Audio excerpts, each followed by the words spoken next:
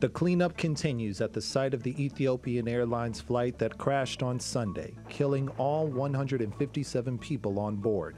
Friends and loved ones of the victims have begun making their way to the site to wait for the victims to be identified and say their final farewells. What I am now demanding is that I get the body of my child. Whatever happened has happened. I now need to lay her to rest. I came here to see where my daughter lost her life and to make peace. She was a hostess and staff of the airline. We came here to pay respect to our friend. Even if we cannot see Mulugeta's body, we came to drop our tears where he lost his life and bid him farewell. But as family and friends pay their respects to those lost, Boeing, the plane's manufacturer, is finding itself under increased scrutiny. This is the second time in 5 months that Boeing's 737 MAX 8 plane has crashed just minutes after takeoff. The plane was a top seller for Boeing and was advertised for having a quieter cabin and a more fuel-efficient design. But after Sunday's crash, airlines around the world have grounded the plane. China, who ordered all 96 of its 737 MAX planes to be grounded on Monday, says the fleet of planes will remain out of the air until the Federal Aviation Administration can guarantee their safety. The notice of the CAAC has clearly stated that they will not ask Chinese aviation companies to lift the ban on commercial operations of the Boeing 737-8 MAX unless they are assured by the U.S. FAA and Boeing that they have taken related measures to guarantee safe travel. China isn't alone. Numerous other countries are following suit, with the entire European Union, the UAE, and Australia also saying they will ban their 737 MAX 8 fleets. Despite that, the model continues to fly in American airspace, and that has some American lawmakers calling for the 737 MAX 8 to be grounded in the U.S. as well, until their safety can be verified. The UK, Singapore, Australia have all taken action to ground the aircraft. It's not that they have a specific area that is a flaw, but just out of an abundance of recognition that this is very serious. The Senate has a responsibility to help oversee our aircraft industry, and this is something I think ought to be done. The 737 MAX 8 should be grounded immediately. There is no reason for American flyers to be less safe than China, Ethiopia, Argentina, Mexico, and now apparently the United Kingdom. The UK, the first EU country to join in the global grounding, has also banned all 737 MAX 8 planes from entering into its airspace. And as the list of countries that have joined the ban continues to grow, there's now growing pressure on the FAA to determine whether or not the crashes in Ethiopia and Indonesia were just anomalies or part of something more. Lionel Donovan, TRT World, Washington. Joining me now from London is Chris Roebuck from Cass Business School. Thank you for joining us here on Money Talks. Is Boeing risking damaging its reputation by not grounding and recalling these airplanes until it can be determined that they're safe? Well, first of all, this is the challenge that any chief executive has in terms of something might have gone wrong. The traditional company line at the start of all of these issues is, no, everything's fine, we haven't got a problem, and we'll wait and see what the problem is.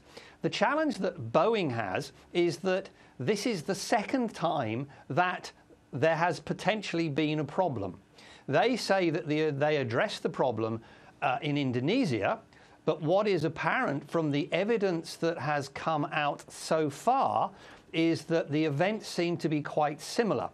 And therefore, other organizations, other countries have said, we want to err on the side of safety because we think that's the best thing to do because we're going to find out from the black boxes quite quickly.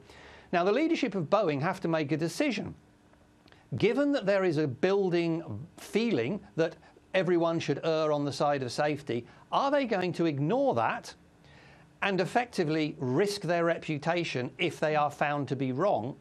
Because the other choice is they ground the aircraft and, okay, if it's fine, then they can say we did the right thing. If there is a problem, they can say we did the right thing.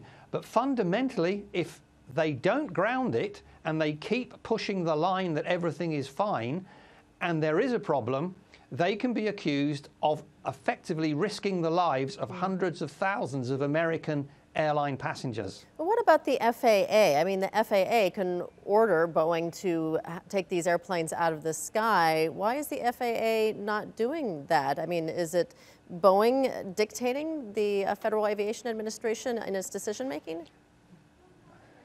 Well, there has always been an issue, not just in the aircraft industry, of where an industry senior management starts getting quite close to the regulators who are supposed to be regulating that industry. And that's when people start worrying. And there is certain an amount of evidence that obviously there is to some degree a revolving door in terms of people and jobs between Boeing and other aircraft manufacturers indeed and the regulators. Equally, there is also evidence that to keep costs down for both the FAA and Boeing, there is an increasing degree of self-certification of the safety of aircraft by manufacturers rather than all of the certification for safety being done by the FAA. So there is, to some degree, a quite close partnership with Boeing and the FAA, and they've probably decided to stick to the same line together, because if either of them alters what they're saying, the other one has to alter it as well. Is there a level of politics at play here? If the planes in question, for example, were made by Airbus, do you think that we would be seeing a different decision by the FAA?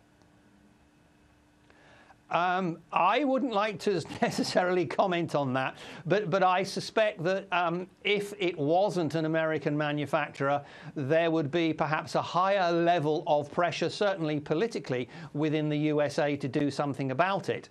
But, you know, as far as I can see, Boeing is in a difficult position. If it sticks to its current position and it is discovered that there is a problem, not just with the plane, but potentially with the training of pilots that they did post-Indonesia, then effectively they will have been put in a position where they deliberately risked the lives of hundreds of thousands of people. And that is a basic breach of trust. And for an airline of all organizations, that is not a good thing.